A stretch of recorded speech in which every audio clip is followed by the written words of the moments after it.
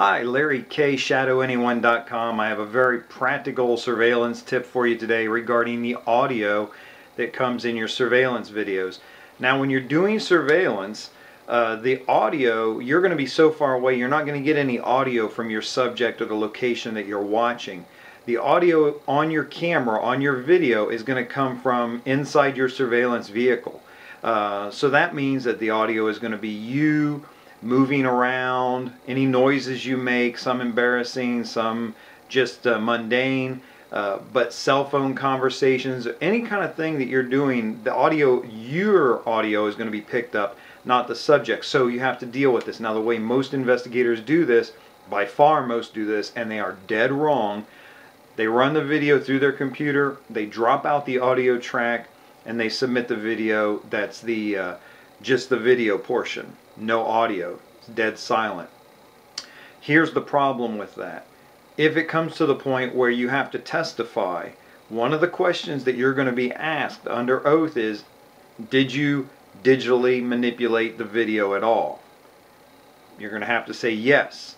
You can say, well, how did you digitally manipulate this? I took out the audio.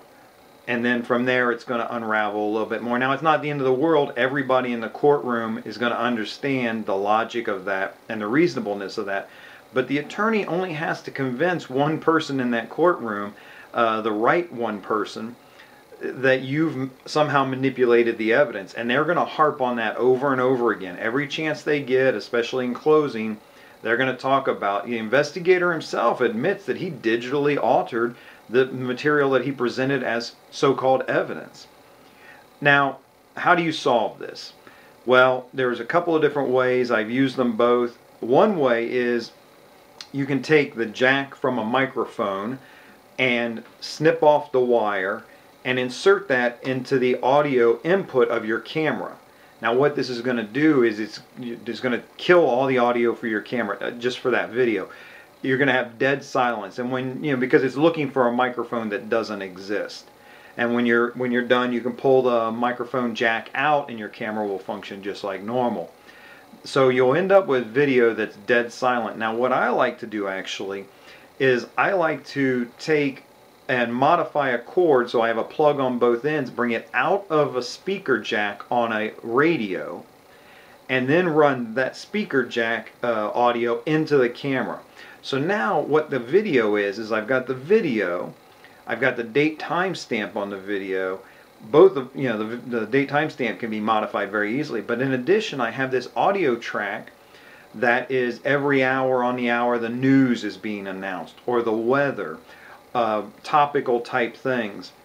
And while all of this can be faked, it adds layer upon layer of credibility. You look at the video and it says 1 o'clock in the afternoon, and you can see the sun is high in the sky. The date timestamp says 1 o'clock in the afternoon, and the radio is making this announcement.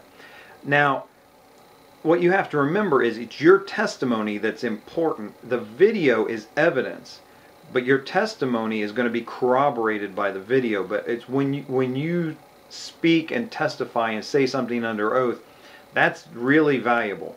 And so you need this video evidence that's going to back you up. And sometimes, many times, you're not even going to have to go to trial. The case doesn't make it that far, because once the subject knows that you've got the video, they concede. I tell you, the number of times I've been in the courtroom or in the hallway outside the courtroom, and the attorney has turned to opposing counsel and says, "Hey, I want to let you know, we had this investigator out there.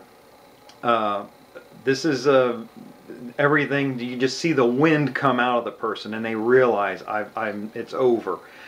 Even if it doesn't come at a last moment like that, the opposing counsel gets this video and they see their client, if it's workers' comp, doing Christmas tree lights or trimming a tree out front or cutting the grass, they know it's over. It doesn't end up going to trial. But if it does, you need to have a nice clean audio track on your video that's not been manipulated, because when you go to court, when I would show up, I would bring, back in the day, a videotape.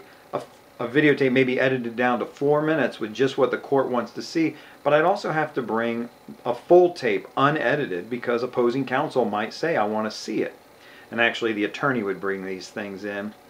But you need to be able to make sure that the video that you submit for evidence is not manipulated and has an audio track that you're not going to have a problem with. This type of thing and many, many others I teach on the Investigator's Ultimate Guide to Surveillance. Check it out. You're going to get everything you need A to Z to be good at surveillance.